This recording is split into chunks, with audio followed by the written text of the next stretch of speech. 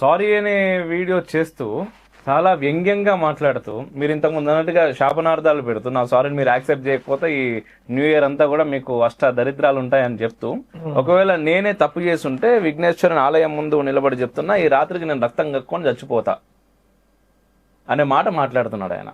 ఇదంతా కూడా వాడుకోవడం అండి, సనాతన ధర్మాన్ని వాడుకోవడం. ఒక 2-3 రోజులు పోయిన తర్వాత నేను బాగానే ఉన్నాను కదా అంటే, నేను తప్పు చేయలేదు, నేను గణపతే చెప్పాడు కదా అని చెప్పడం. అదే అసలు నీ మాటకి ఎంత ఉంది విలువ? ఏదైనా ఒక మాట అన్నాము అని అంటే, ఒక శాపం లాంటిది వేస్తే ఆ శాపం అనేది తపస్సంపన్నులు శపిస్తేనే కలియుగంలో అది ఫలించడానికి సంవత్సరం పడుతుంది. అలాంటిది మామూలు వ్యక్తి, పైగా నోటికి ఏదొస్తే అది మాట్లాడేవాడు, అన్ని దేశాలు తిరిగి ఆడపిల్లల్ని దారుణంగా చిత్రీకరించి చూపించినటువంటి వ్యక్తి. ఆడపిల్లల్ని అలా చేశాను ఇలా చేశాను అని చెప్పుకుంటూ ఇతను ఆడపిల్లల దీని గురించి మాట్లాడడం అదే ఏదో సామెత చెప్పినట్లు దెయ్యాలు వేదాలు వల్లించడం అంటే ఇదే. అలాగే ఉంది స్వామి, అంతే కదా. అంతే అంతే. నిజంగా నువ్వు స్త్రీని గౌరవించేవాడవైతే కనుక నీ మాటకి విలువ. అంత మాత్రమే కాకుండానంటే అదే సందర్భంలో అంత మహిమాన్వితురాలైనటువంటి సీతామాతను, అంతే మహిమాన్వితురాలైనటువంటి ద్రౌపదీదేవిని అందులోకి అక్కర్లేకుండా తీసుకుని వచ్చి ద్రౌపదీదేవిని అత్యాచారం చేయాలని ఎవరూ కూడా అనుకోలేదు. దృష్టిలో పెట్టుకోండి, ద్రౌపదీదేవిని అవమానించాలనుకున్నారు. ఏకవస్త్రగా ఉన్నప్పుడు రాజ్యసభలోకి తీసుకుని వచ్చి నువ్వు మాకు దాసీవి అని అన్నారు. దుర్యోధనుడు ద్రౌపదీదేవిని అవమానించే ఉద్దేశంతోనే తొడ మీద కూర్చోమని చెప్పాడు. జయద్రథుడు మాత్రం ద్రౌపదీదేవిని ఇబ్బంది పడదాం అనుకున్నాడు. జయద్రథుడికి ఏమైంది? తల తెగిపోయింది తర్వాత యుద్ధంలో. అప్పుడు తాత్కాలికంగా వదిలిపెట్టారు, కానీ దాని శిక్ష పాపం పండాలి కదా.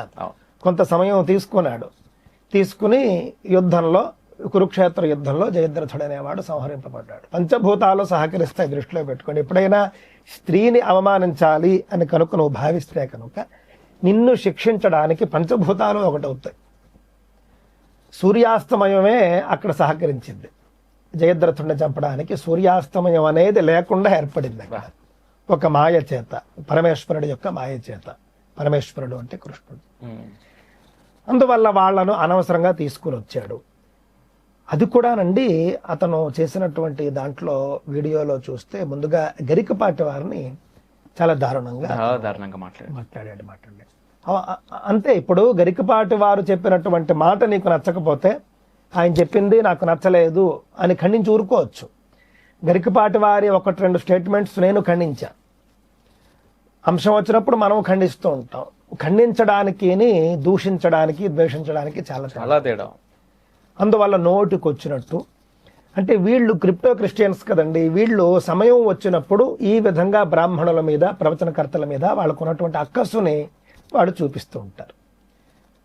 మనం చూసుకుంటే పురాతన కాలం నుండి కూడా సనాతన ధర్మాన్ని ఎవ్వరు ఏం చేయాలన్నా కూడా ముందుగా వాళ్ళు దాడి చేస్తూ వచ్చినది బ్రాహ్మణుల మీద, ఈ విధమైనటువంటి పండితుల మీద.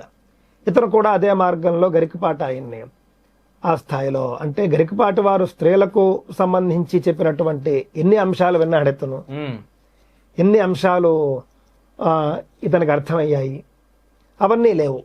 ఆయన ఎప్పుడో అన్నటువంటి ఒక మాట తీసుకుని నోటికి వచ్చినట్లు మాట్లాడాడు. అందువల్ల ఖచ్చితంగా అతనికి శిక్ష అనేది, ఇప్పుడు చట్టపరంగా నువ్వు శిక్షించబడితే చాలా సేఫ్ నువ్వు. ఎందుకు అనంటే చట్టానికి దొరికి శిక్షించబడితే నువ్వు బాగుపడతావు తర్వాత అయినా సరే. అలా జరగని పక్షంలోనే నీకు శిక్ష ఎక్కువగా ఉంటుంది. భగవంతుడు వేసే శిక్ష భయంకరమైన, దృష్టిలో పెట్టుకోండి. గరుడ పురాణంలో మనం చూసుకుంటే చాలా పాపాలు, చాలా శిక్షలు ఉంటాయి కదండి. ఆ తప్పులకట భూలోకంలో చట్టం శిక్షిస్తే, అంటే పూర్వకాలంలో కాబట్టి రాజు శిక్షిస్తే కనుక అదే తప్పుకు మళ్ళీ పైన శిక్ష ఉండదు. అందువల్ల రాజు సాక్షాత్తుగా యమధర్మరాజు యొక్క స్వరూపం. మన శాస్త్రాల ప్రకారం మనం చూసుకుంటే రాజు చేతిలో శిక్ష విధించబడితే ఇతను సేఫ్ కింద లెక్క మాటండి. రాజు దగ్గర నుండి తప్పించుకున్నాడు అనుకోండి, అప్పుడు నరకంలో అసలైనటువంటి యముడి దగ్గర శిక్షలు ఉంటాయి. అందువల్ల అదే విధంగా భగవంతుడు శిక్షించడం వరకు తెచ్చుకోవద్దు, జాగ్రత్తగా ఉండాలి. నోటికి వచ్చింది మాట్లాడవద్దు. భాష, ఇలాంటి భాష మాట్లాడే వాళ్ళ వీడియోలు మీ పిల్లలు చూస్తున్నారన్నా కూడా తల్లిదండ్రులుగా మీరు ఫెయిల్ అయినట్ల. ఇప్పుడు దాదాపుగా 22 లక్షల అంటే ఒక కొంతమంది అన్సబ్స్క్రైబ్ అవుతున్నారు స్వామి ఆ ఛానల్ కి. అయితే ఇంకొక 22 లక్షల మంది వరకు ఉన్నారు చూసేవాళ్ళు. మళ్ళీ అందరూ తెలుగు వాళ్ళు, ఎందుకంటే ఆయన తెలుగులోనే మాట్లాడతారు కాబట్టి దాదాపుగా తెలుగే ఉంటారు. అంతేనండి. వాళ్ళందరికీ కూడా మీరు చెప్తున్నది నిజంగా చాలా సీరియస్ గా తీసుకోవాలి. ఈరోజు స్వామివారు ఏదైతే చెప్తున్నారో, మీరు ఆటోమేటిక్ గా మీరు చూస్తున్నప్పుడు ఆ నోటిఫికేషన్స్ లోకి మీ మొబైల్స్ మీ పిల్లలు పట్టుకుంటారు, వాళ్ళకి ఆ వీడియోలు వెళ్తూ ఉంటాయి. సో ఆ పిల్లలు చూసి దాని నుంచి ఏం నేర్చుకుంటారు అనేది మన విఘ్నత. అంతేనండి. వాళ్ళు అవి నేర్చుకోవాలి అని తల్లిదండ్రులు కోరుకుంటే సంతోషమే. అతను మాట్లాడుతున్నటువంటి వీడియోలు నువ్వే చూసావు కదమ్మా, నువ్వే చూసావు కదా నాన్న అని పిల్లలు అంటారు. తప్పకుండా.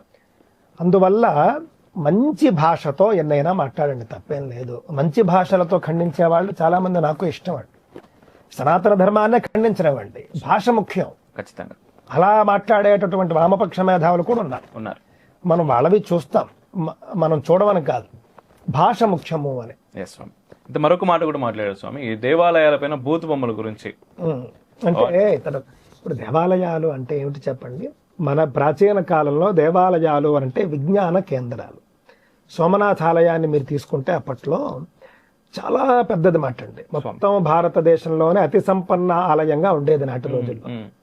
అందుకనే మహమ్మద్ ఘజని అన్నిసార్లు దండెత్తి దోచుకున్నాడు. ఆ సోమనాథ్ ఆలయం అనేది ఒక యూనివర్సిటీ లాగా పనిచేసేదండి.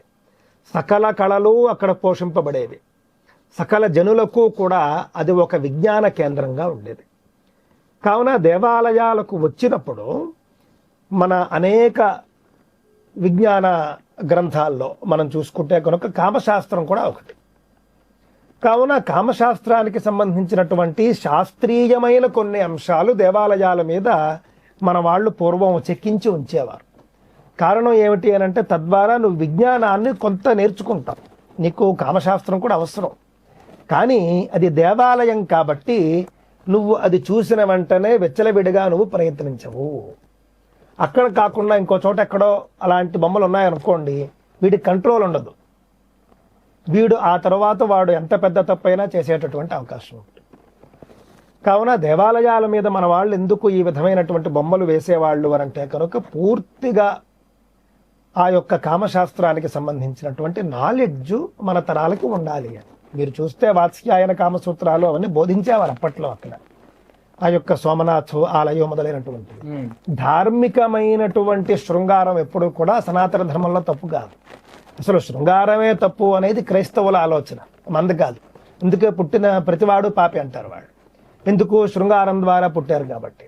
యేసు పాపి కాడు, ఎందుకు? శృంగారం లేకుండా పుట్టాడు కాబట్టి అని వాళ్ళు చెప్పుకుంటారు. కావున శృంగారం అనేదే తప్పు అని చెప్పేసి వాళ్ళు అంటారు.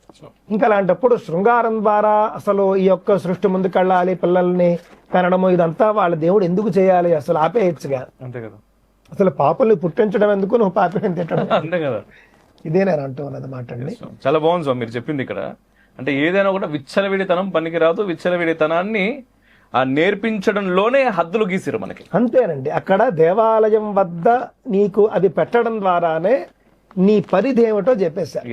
అద్భుతం.